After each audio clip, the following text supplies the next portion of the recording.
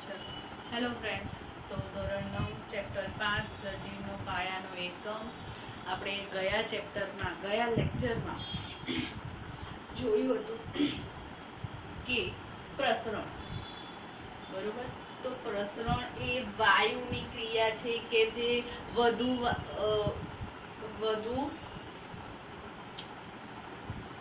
સંકેન્દ્રણ શબ્દ આપણે વાપર્યો તો સાંદ્રતા અથવા સંકેન્દ્રણ, વધુ સંકેન્દ્રણ વાળા વિસ્તાર તરફથી ઓછા સંકેન્દ્રણ વાળા વિસ્તાર તરફ જવાની ક્રિયાને શું કહેવાય? પ્રસરણ કહે છે. અને પ્રસરણ એ ખાલી વાયુ માટે જ ઉપયોગી છે, બરોબર. હવે આગળ આપણે બીજું જોયું હતું કે કોષ કેન્દ્ર પટલ, બરોબર. કોષ કેન્દ્ર પટલને પસંદગીમાન પ્રવેશશીલ પટલ પણ કહે છે. પસંદગીમાન પ્રવેશશીલ પટલ પણ કહે છે. કોને? કોષ કેન્દ્ર પટલ. કોષ કેન્દ્ર પટલ એટલે આપણે સમજાવી દીધું કે આ કોષ છે, બરોબર.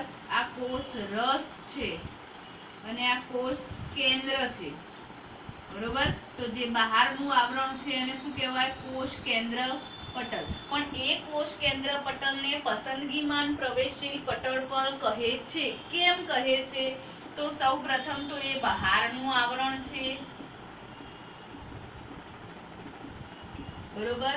તે અંદરના દ્રવ્યને રક્ષણ પૂરું પાડે છે, બરોબર.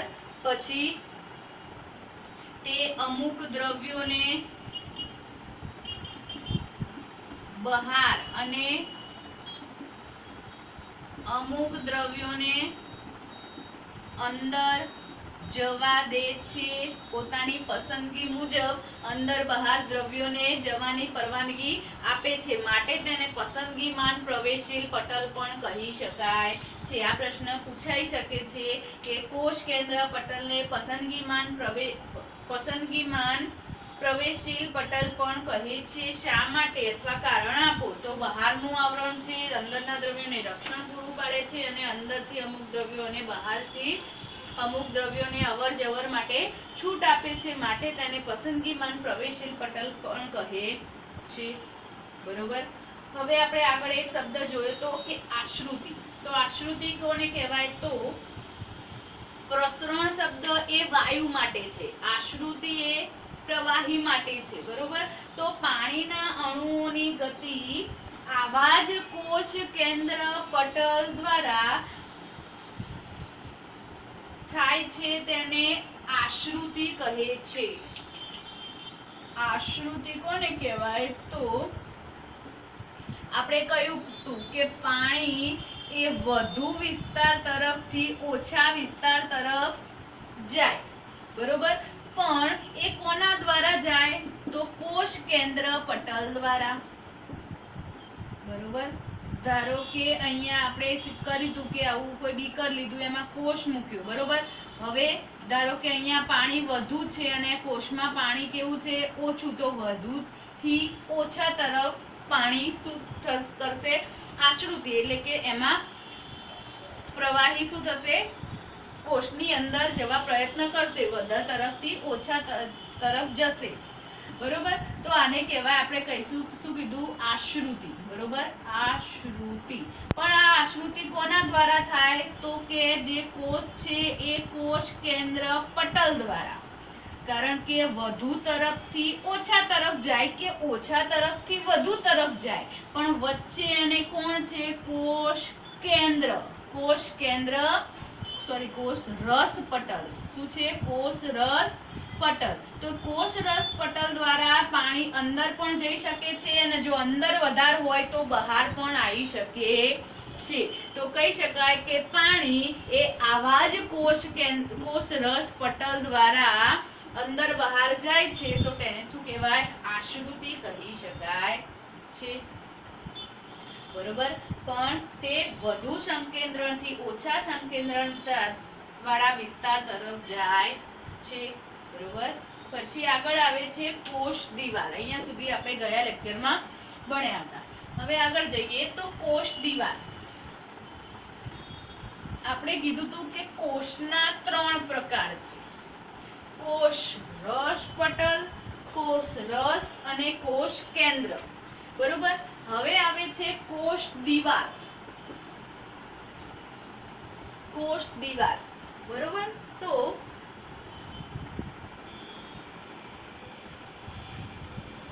વનસ્પતિ કોષ. ધારો કે આ વનસ્પતિ કોષ છે.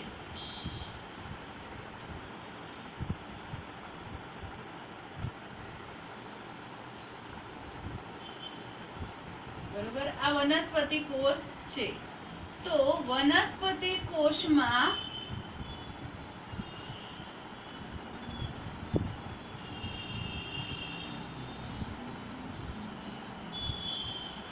એક બીજું અંદર આવરણ આવેલું હોય છે. બરોબર, પછી આવે છે કોષ રસ અને પછી આવે છે કોષ કેન્દ્ર. પણ આ છે કોષ રસ, આ છે કોષ રસ પટલ અને એક બીજું બહાર આવે છે, એને કહેવાય છે કોષ દિવાલ. જ્યારે પ્રાણી કોષમાં કોષ રસ પટલ, કોષ રસ અને કોષ કેન્દ્ર જ હોય છે, એમાં કોષ દિવાલ હોતી નથી. બરોબર, ફરીથી આ વનસ્પતિ કોષ છે. પ્રાણી કોષમાં કોષ રસ પટલ, આ છે કોષ રસ અને આ છે કોષ કેન્દ્ર. એમાં કોઈ બહારનું આવરણ એટલે કે કોષ દિવાલ હોતી નથી. એનો મતલબ કે કોષ દિવાલ એ વનસ્પતિ કોષમાં જ હોય છે, તે પ્રાણી કોષમાં જોવા મળતી નથી. બરોબર, પણ વનસ્પતિ કોષમાં ક્યાં હોય છે? કોષ રસ પટલની બહારની બાજુએ. કોષ રસ પટલ જે કહીએ, કોષ રસ છે, કોષ રસની બહાર કોષ રસ પટલ છે અને કોષ રસ પટલની બહાર શું છે?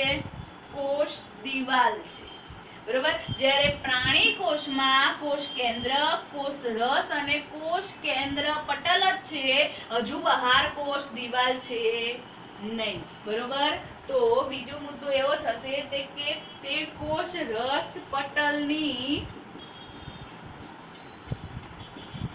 બહારની બાજુએ આવેલી છે.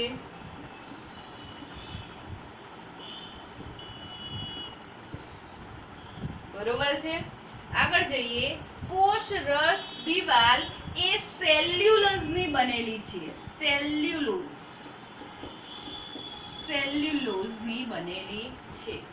બરોબર, નામ યાદ રાખવાનું. કોષ દિવાલ પૂછાઈ શકે છે. શેની બનેલી છે? તો સેલ્યુલોઝની બનેલી છે. બરોબર, હવે કોષ દિવાલના કાર્યો શું છે? વનસ્પતિમાં છે, પ્રાણીમાં નથી. પણ એ કોષ દિવાલ શું કાર્યો કરે છે? તો કોષ દિવાલના કાર્યો શું છે? તો કોષ દિવાલ એટલે આપણે સમજી લઈએ કે આપણો એક ઓરડો, દિવાલ એમ ઓરડો. બરોબર, તો દિવાલમાં આપણા ઓરડામાં દિવાલ હોય. પહેલા તો બરોબર, દિવાલ હોય તો ધારો કે સમજી લો આ દિવાલો છે. બરોબર, એ જ રીતે આ કોષ છે અને કોષની બહાર આવેલું છે કોષ દિવાલ. બરોબર, સેમ થયું. આ ઘર છે, આપણું ઓરડો એક. બરોબર, તો ઓરડો આપણને શું શેનાથી રક્ષણ આપે? તો પહેલા તો વરસાદ, ધૂપ, ગરમી, ઠંડી બધાનાથી શું આપે છે? રક્ષણ આપે છે. બરોબર, પછી ચોક્કસ આકાર આપે છે. શું આપે છે? ચોક્કસ આકાર આપે છે. આ દિવાલો છે તો એને આ રીતે ગોઠવી તો એક ચોરસ આકાર થયો. બરોબર, દિવાલ વગર આકાર કોઈ બની શકે? કોઈ તમે એમ કહો કે આ વસ્તુ છે, પણ કઈ વસ્તુ? તો આ દિવાલ આપણે નક્કી કરી કે આ વસ્તુ છે એમ. બરોબર, સીમા નક્કી કરી એમ. ગોળ છે તો ગોળ વસ્તુ હોય તો એમ કહેવાય કે આ ગોળ છે, તો એ આકાર કહેવાય એમ. પણ કોઈ વસ્તુ કે કશાના વગર એમને કહીએ કે આ શું છે? આ ગોળ છે, તો શું ગોળ છે? પણ બરોબર. એ રીતે આ દીવાલ છે તો દીવાલને આ રીતે ગોઠવી તો એક આકાર નક્કી થયો, બરોબર. એવી રીતે જે આકારનો કોષ હશે એ આકારની દીવાલ હશે, બરોબર. ધારો કે આવી રીતે ગોળ કોષ છે તો ગોળ એની ફરતે ગોળ દીવાલ હશે તો આકાર નક્કી કરે છે, બરોબર. રક્ષણ આપે છે, આકાર નક્કી કરે છે અને મજબૂતાઈ આપે છે, મજબૂતાઈ આપે છે. આપણે દીવાલો ભેગી થઈને આખા ઘરને શું આપે છે? મજબૂતાઈ. તો એ જ રીતે કોષના અંદર રહેલા દ્રવ્યોને શું આપે છે? રક્ષણ આપે છે. બહાર દીવાલ છે એટલે અંદરના દ્રવ્યો કેવા રહે? રક્ષણ આપે છે એમને, બરોબર. પછી ચોક્કસ આકાર કીધું કે ગોળ હોય તો એની ફરતે દીવાલ ગોળ જ હોય તો ચોક્કસ આકાર આપે છે અને મજબૂતાઈ આપે છે, એટલે કે કોઈ બી આવીને દ્રવ્યોને તોડી ના શકે, એની ફરતે શું હોય? દીવાલ હોય, એટલે મજબૂત રહે છે, બરોબર. શું આપે છે? મજબૂતાઈ. તો પહેલું કાર્ય એનું રક્ષણ આપે છે, બીજું કાર્ય કે ચોક્કસ આકાર આપે છે અને મજબૂતાઈ આપે છે, બરોબર. તો આ એના થયા કાર્યો થયા, બરોબર. ચલો આગળ જોઈએ. તો આ થઈ વનસ્પતિ કોષમાં કોષ દિવાલ. પ્રાણી કોષમાં આવી કોઈ જ કોષ દિવાલ હોતી નથી, યાદ રાખવાનું. ચલો આગળ જઈએ. તો જુદી જુદી સાંદ્રતા વાળા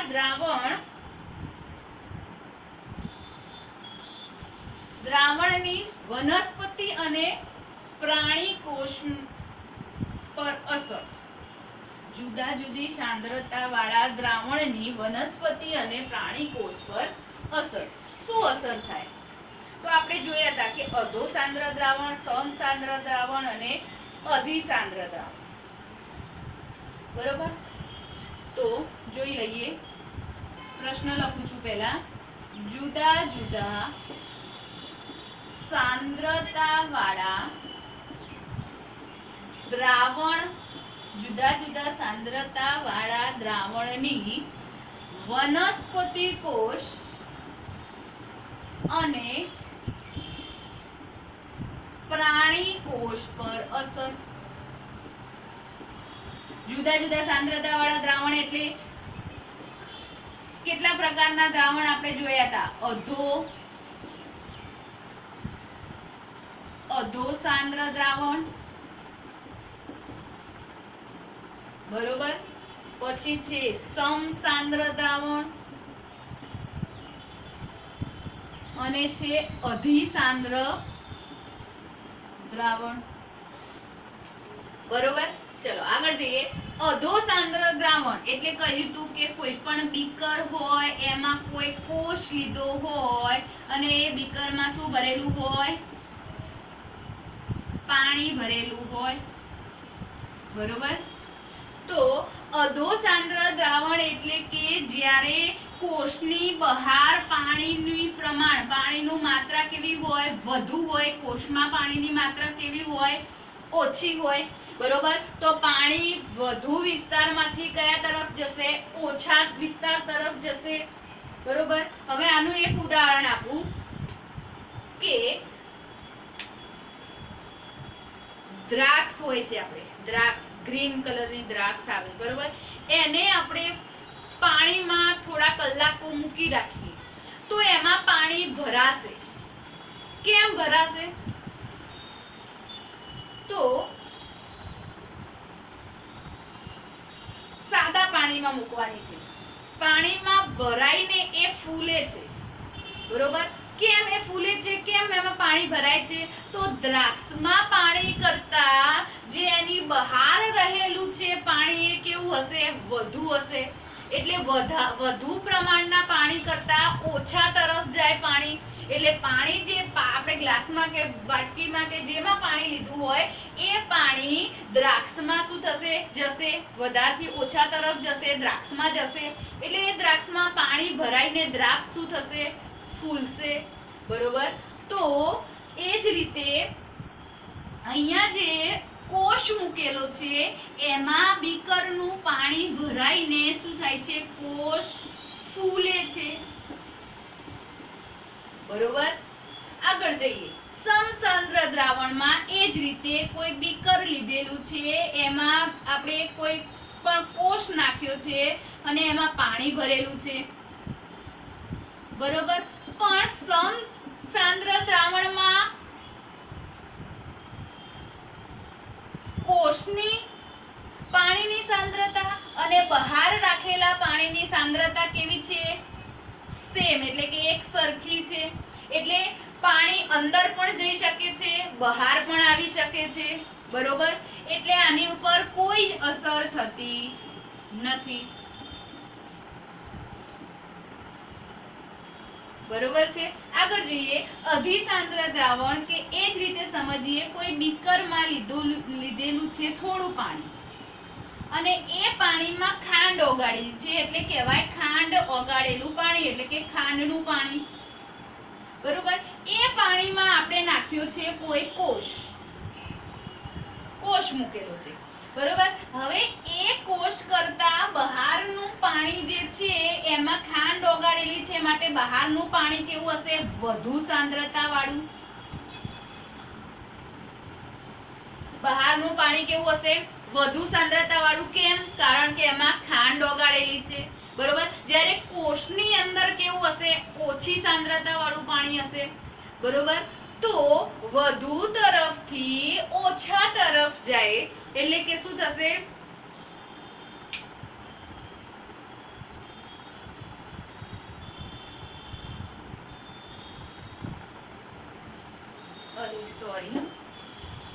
ફરીથી અધિસાંદ્ર દ્રાવણ એટલે કોઈ પણ બીકર લઈએ, એમાં કોઈ કોષ લઈએ અને એમાં પાણી ભરીએ અને એ કોષમાં પાણી વધારે હોય. અધિસાંદ્ર દ્રાવણ એટલે કોષમાં પાણી વધારે હોય, બહાર કેવું હોય?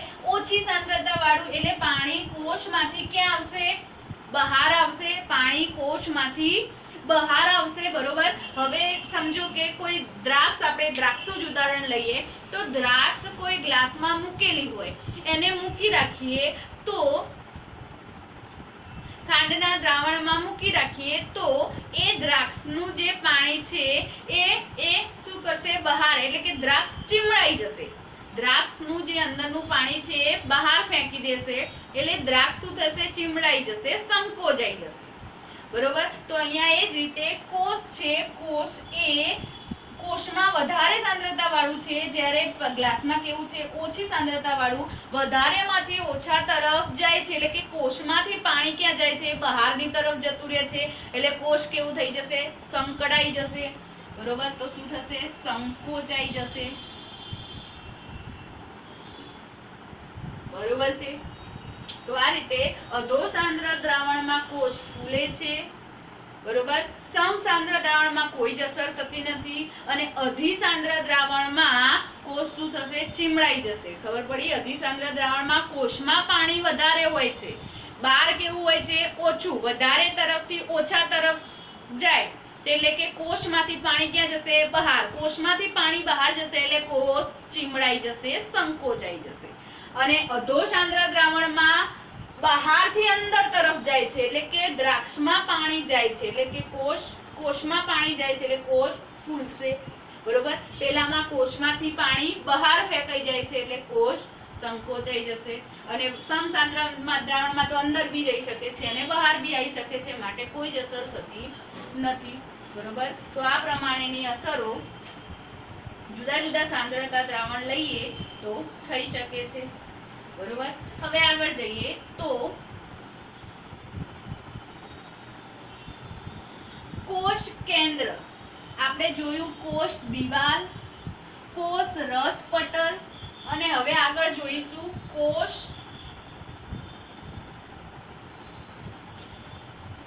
કેન્દ્ર, બરોબર. જોઈએ કોષ કેન્દ્ર તો એક આકૃતિ થોડી દોર દો.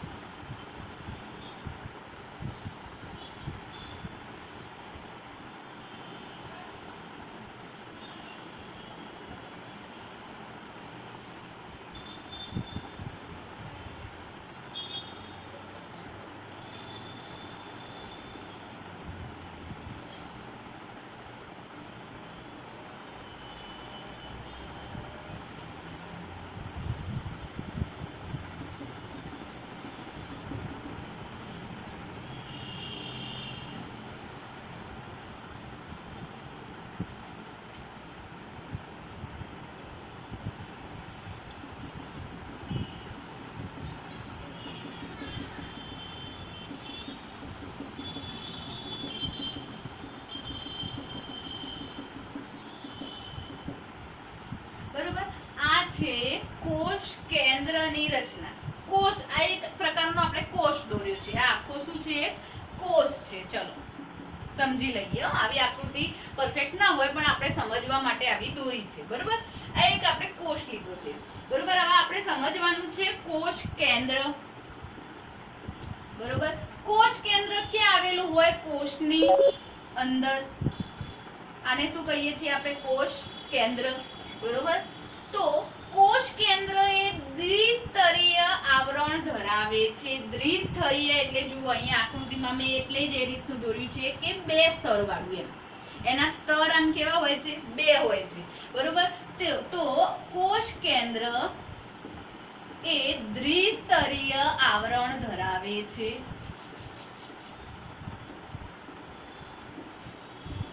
બરોબર? આગળ જઈએ તો કોષ કેન્દ્ર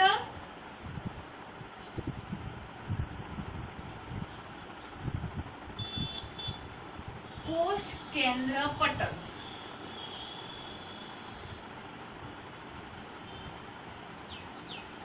એ છિદ્રો વાળું હોય છે. બરોબર? કોષ કેન્દ્ર એ છિદ્રો ધરાવતું હોવાથી એને કોષ કેન્દ્રોના છિદ્રો કહે છે. આ જે જગ્યાઓ રહેલી છે અહીંયા, બરોબર, એ શું છે? કોષ કેન્દ્રના છિદ્રો છે. શું છે? કોષ કેન્દ્રના છિદ્રો છે. બરોબર? એટલે આપણે કહ્યું કે એ છિદ્રો દ્વારા અમુક દ્રવ્યો બહાર પણ આવી શકે છે અને અમુક દ્રવ્યો અંદર પણ જઈ શકે છે. તો આ એના માટેના શું છે? છિદ્રો છે. એટલે કોષ કેન્દ્ર કેવું હોય છે? છિદ્રાળુ હોય છે. બરોબર? અને એનું કાર્ય જ કોષ કેન્દ્ર છિદ્રો વાળું હોય છે. એટલે એનું કાર્ય શું? દ્રવ્યોને અંદર પણ લઈ જાય છે અને દ્રવ્યોને બહાર પણ કાઢે છે, બહાર પણ નીકાળી શકે છે. એટલે કે અંદરના દ્રવ્યોનું નિયમન કરવાનું કાર્ય શું? દ્રવ્યોનું નિયમન કરવાનું. પૂછાઈ શકે છે કોષ કેન્દ્રના છિદ્રો કાર્ય શું? તો દ્રવ્યોના અંદરના દ્રવ્યોનું શું કરવાનું? નિયમન કરવાનું. બરોબર? પછી જે આ દોરી જેવી રચના દોરી છે એને કહેવાય છે રંગસૂત્રો. શું કહેવાય છે? રંગસૂત્રો. આને કહેવાય છે કોષ કેન્દ્ર છિદ્ર, જે જગ્યાઓ છે એને. બરોબર? આને કહેવાય છે જે દોરી જેવી, એટલે કે રંગસૂત્રો વિશે આપણે વાત કરીએ છીએ. તો રંગસૂત્રો એ દોરી જેવી રચના છે. દોરી જેવી રચના ધરાવે છે. કોણ? રંગસૂત્રો. બરોબર? જ્યારે કોષનું વિભાજન થાય ત્યારે તે સળિયા જેવા આકાર ધરાવે છે. એટલે કે આમ સ્ટ્રેટ સળિયા જેવા આકાર જોવા મળે છે. કોનો? રંગસૂત્રનો. કોષ કેન્દ્રની વાત પૂરી થઈ ગઈ કે તે દ્વિસ્તરીય છે, એટલે કે બે સ્તરના છે. બરોબર? તે છિદ્રાળુ છે, એટલે કે એમાંથી અમુક દ્રવ્યો બહાર ને અમુક દ્રવ્યો અંદર પણ જઈ શકે છે. એટલે કે દ્રવ્યોનું નિયમન કરે છે, એનું કાર્ય. બરોબર? હવે આવે છે આગળ રંગસૂત્રો. તો જે દોરી જેવી રચના જોવા મળે છે એને શું કહેવાય? રંગસૂત્રો કહેવાય. બરોબર? કોષનું જ્યારે વિભાજન થાય ત્યારે તે કેવા આકારના જોવા મળે છે? સળિયા જેવા આકારના જોવા મળે છે. બરોબર? રંગસૂત્રોનું કાર્ય છે આનુવંશિકતાના લક્ષણોને જોવા માટે. રંગસૂત્રોનું કાર્ય શું? આનુવંશિકતા. આનુવંશિકતાનો મતલબ કે કોઈક આપણે કોઈના ઘરે ગયા હોય તો કોઈ નથી કહેતા કે આ તું તો મમ્મી ઉપર ગયો છે અથવા તું તો પપ્પા ઉપર ગયો છે. એવું શેના આધારે કહી શકે? તો આપણા મમ્મી પપ્પાના લક્ષણો આપણામાં હોય અથવા એમના જેવા કંઈક શું કહેવાય, એમના જેવા દેખાતા કંઈક લક્ષણો એમના જેવું કંઈક આપણા આકાર દેખાતા એવું આપણામાં હોય એટલે જોઈને ખબર પડે કે આની આનુવંશિકતા આમાં છે. બરોબર? બીજું ઉદાહરણ આપું કે કૂતરાનું બચ્ચું કૂતરું જ હોય, બિલાડાનું બચ્ચું બિલાડું જ હોય, બકરીનું બચ્ચું બકરી જ હોય. બરોબર? તો એ શેના લીધે? આનુવંશિકતાના કારણે કે જેવો સજીવ છે એવું જ એ બચ્ચું પેદા કરે છે. તો એને શેના લીધે? રંગસૂત્રોનું કાર્ય છે કે આનુવંશિકતાના લક્ષણો એના મા બાપના જેવા લક્ષણો હોય એવા જ એના છોકરાના લક્ષણો હોય. બરોબર? તો એ આનુવંશિકતા શેના ઉપર આધારિત છે? રંગસૂત્રોને આધારિત છે. બરોબર? આગળ જઈએ તો રંગસૂત્રો એ ડીએનએ અને પ્રોટીનના બનેલા છે. રંગસૂત્રો ડીએનએ નું પૂરું નામ ડીઓક્સીરીબોન્યુક્લિક એસિડ. ડીઓક્સીરીબોન્યુક્લિક એસિડ. બરોબર? ડીએનએ નું પૂરું નામ શું?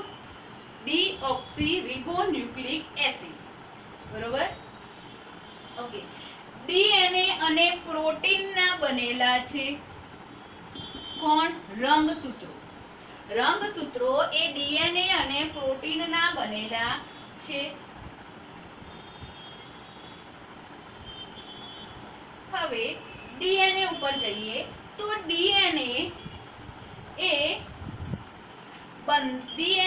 બંધારણ અને કોષની માહિતી આપે છે. કોષનું બંધારણ કેવું છે?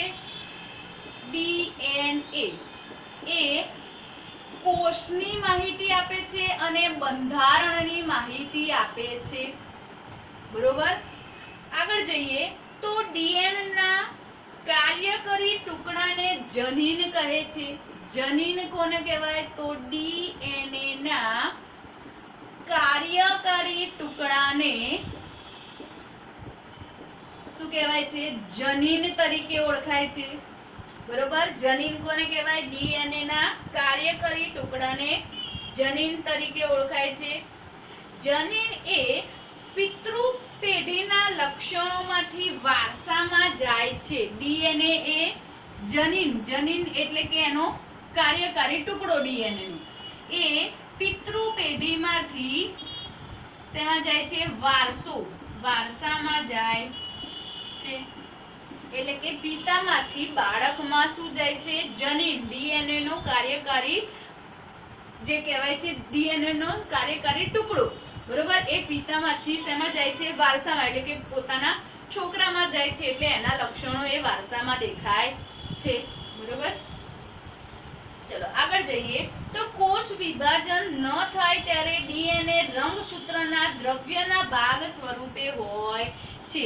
જ્યારે કોષ વિભાજન ન થાય ત્યારે ડીએનએ એ રંગસૂત્રના દ્રવ્ય તરીકે હોય છે.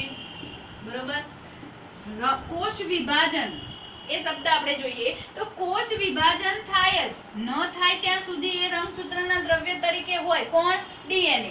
પણ ક્યારે થાય? તો કોષ વિભાજન જોયું કે આગળ ગયા લેક્ચરમાં લગભગ એથી 2 લેક્ચરમાં કીધું હતું કે અંડકોષ, સ્ત્રીનો અંડકોષ અને પુરુષનો શુક્રકોષ. બરોબર? આ બંનેનું વિભાજન થઈને શું બને છે?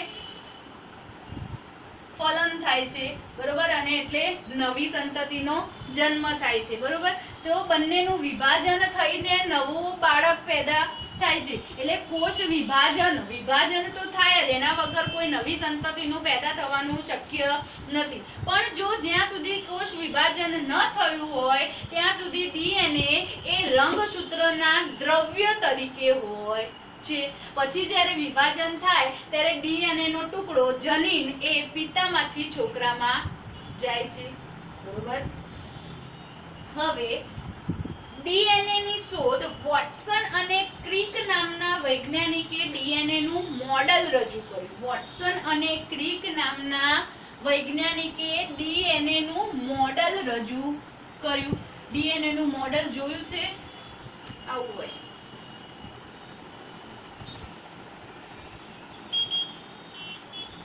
આ ડીએનએ છે. બરોબર? ડીએનએ ની રચના આવી કંઈક હોય છે.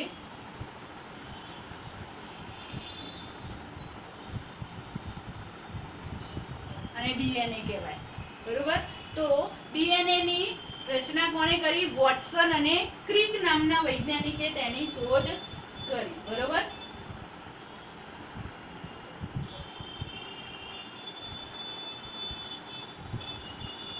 પછી આગળ જઈએ તો એક કોષી સજીવ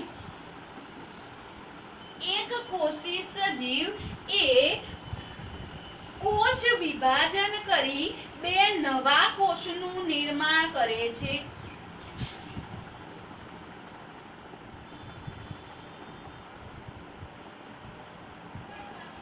અને જેને કોષીય પ્રજનન કહેવાય છે. કોષીય પ્રજનન કોને કહેવાય? તો એક કોષી સજીવનું એટલે કે કોષ કેન્દ્ર, એક કોષી સજીવ એટલે કે એક જ કોષ આવેલો હોય એ. હવે ધારો કે એક કોષી સજીવમાં આપણે ભણીએ છીએ કે અમીબાનો આકાર નિશ્ચિત હોતો નથી. બરોબર. તો એ નિશ્ચિત હોતો નથી, તો એનું જ્યારે વિભાજન થાય, કોષ વિભાજન થાય, ત્યારે આવા ટુકડામાં પરિવર્તન થાય અને અહીંથી તૂટીને એ બે જુદા